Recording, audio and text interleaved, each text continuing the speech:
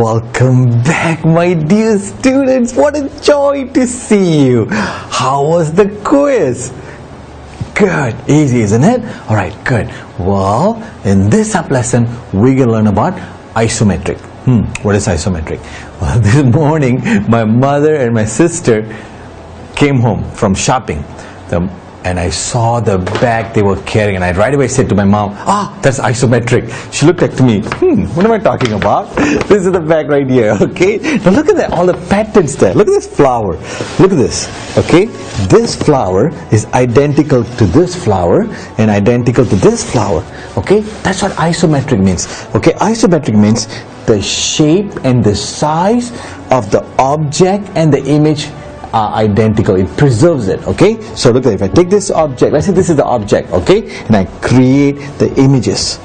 All the images, no matter what type of transformation I use, either translation or rotation or reflection, as long as I preserve the shape and the size. And that's what isometric means. Alright? Okay? So let's say, for example, Mr. Man got a head here. Look at this. A beautiful head. Isn't it beautiful? Look at this. Look at that. The shape and the size. In this case, kind of like a rotation. So in other words, we rotated the shape and the size and we preserved it. Okay? Let's say this is the object, the image. They all are identical. Okay? Nothing changed. It's been preserved.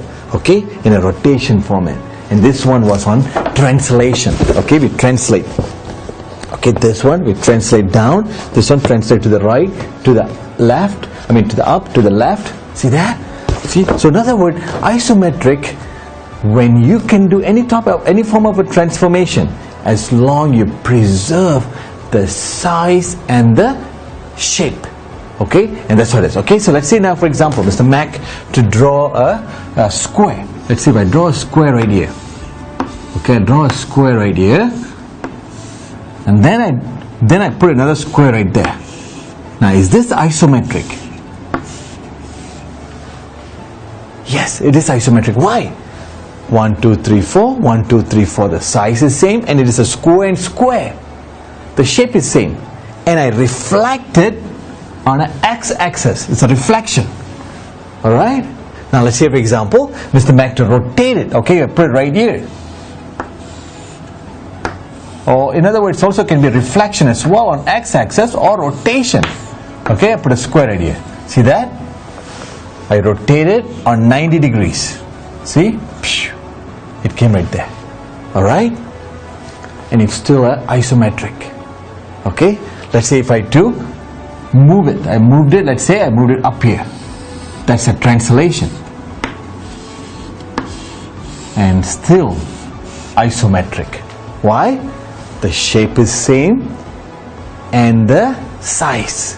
See that? Now let's say, for example, if Mr. Mac, I have a shape right here.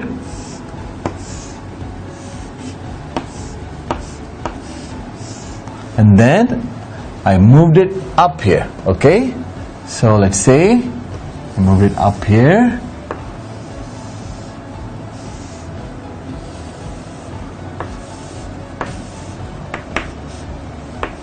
Is this isometric? No. Why is that? Because the size of this object compared to this image, they're not isometric. They're not equal. Alright, this is bigger and this is smaller. See that? So I want you to understand that. Okay, so it's going to be a short sub-lesson because we just want to understand what is isometric. In this sub-lesson, we're just going to talk about what is isometric. So it's pretty easy, straightforward. Am I right? Right here. It has to be same size and same shape. Okay? Alright, so if it's something outside of the size, it's not isometric. Okay, the shape can be same. Let's say, for example, Mr. Mac to draw another figure. Let's say I put a triangle. All right, so I draw a triangle. Okay, and then I magnify that triangle a little bit bigger. Okay, let's say I make it right there. It's still a right angle triangle, and the shape is still the same, but the size, it's not. So that means this is not a exactly not isometric.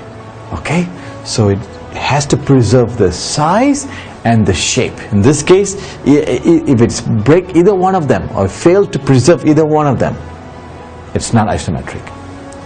It preserved the shape but did not preserve the size. See that? So in other words, it preserved the shape but did not preserve the size. Or vice versa. Let's see if I give you another object and an image, and it preserved the size but did not preserve the shape. Does it consider it isometric? No. Isometric has to preserve the size and the shape. That's what qualifies to be under isometric. Okay, my dear student. Now, there is not going to be hands-on practice, but I'm going to give you a take-home hands-on practice. What is take-home hands-on practice? Well, I want you to, after you're done watching this video, I want you to go and look for patterns. Okay, look at either in the shirt, or in your dress, or in a drawings, in the arts, or in a bags.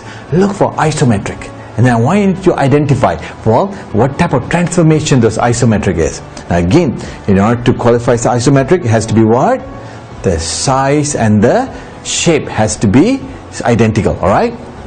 So, but it can be any form of a transformation. It can be translation, or it could be rotation, or it also can be a reflection. Alright? So that's what I want you to do. Go and draw. Look for it. Tell your mom and your sister or your brother, oh, that's isometric. Oh, that's isometric. Then they'll ask you, what is isometric? And explain to them. And they're going to be so proud of you. And they'll be so proud because you belong to Score a Math Victory. And Mr. Max always proud of you because you're special and you're the best. Alright, my dear students, there is no hands-on practice or quiz, but there's a take-home hands-on practice only. Alright, have fun. Go have fun and apply mathematics in surrounding you. Alright, bye-bye.